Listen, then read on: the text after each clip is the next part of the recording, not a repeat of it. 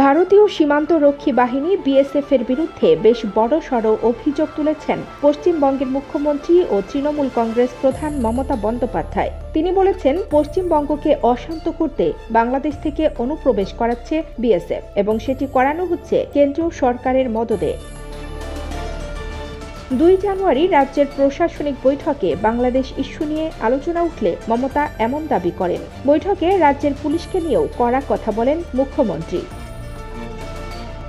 তিনি বলেন, রাজ্য পুলিশের একাংশ বিএসএফ এর সঙ্গে সমঝোতা করে বাংলাদেশ থেকে অনুপ্রবেশকারীদের বাংলায় ঢোকাচ্ছে। পুলিশ ঢোকাচ্ছেন না, ঢোকাচ্ছে বিএসএফ বলেও মমতা এ সময় বলেন। তাদের কাছে খবর আছে, বিএসএফ মালদার, ইসলামপুর, সিতাই, চোপড়া দিয়ে লোক ঢোকাচ্ছে, আরো অনেক জায়গা দিয়ে লোক ঢোকাচ্ছে। বিএসএফ নারীদের উপর অত্যাচার করছে। পুলিশের দিক থেকে কেন কোনো প্রতিবাদ হচ্ছে না?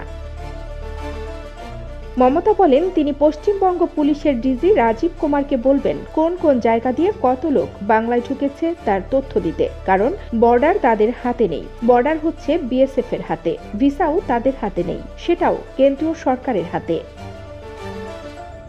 মমতা ক্ষোভ প্রকাশ করে বলেন, যারা বাংলাদেশ থেকে আসতো তাদের লিস্ট তাদের আগে দেওয়া হতো, কিন্তু এখন দেওয়া হয় না, যার ফলে তারা জানতে পারে না কারা আসছে। এখন তিনি দেখছেন প্লেনও চলছে, ট্রেনও চলছে, বাসও চলছে, সঙ্গে বিএসএফও চলছে।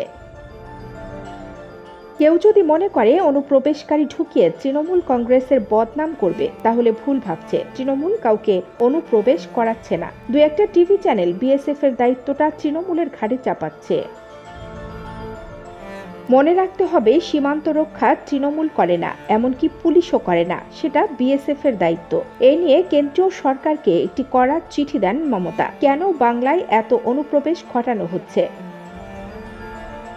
মুখ্যমন্ত্রী আরও বলেন, তারা চান দুই পারেই শান্তি থাক, দুই বাংলার মধ্যে কোনো খারাপ সম্পর্ক নেই। দুই পক্ষই এক ভাষায় কথা বলে, এক ভাষায় পথ চলে। চিকিৎসার কারণে কেউ আসতেই পারে, মানবিকতার কারণেও আসতে পারে, কিন্তু তাদের তা জানাতে হবে। কিন্তু কেন্দ্রীয় সরকার তাদের কোনো তথ্য দিচ্ছে না, সাধারণ বাংলাদেশিদের কথা বলছেন না। তিনি বলছেন, এখানে সন্ত্রাসবাদী পাঠিয়ে দেওয়া হচ্ছে, পশ্চিমবঙ্গে এসে তারা খুন করছে, আবার তারা বর্ডার দিয়ে চলে যাচ্ছে।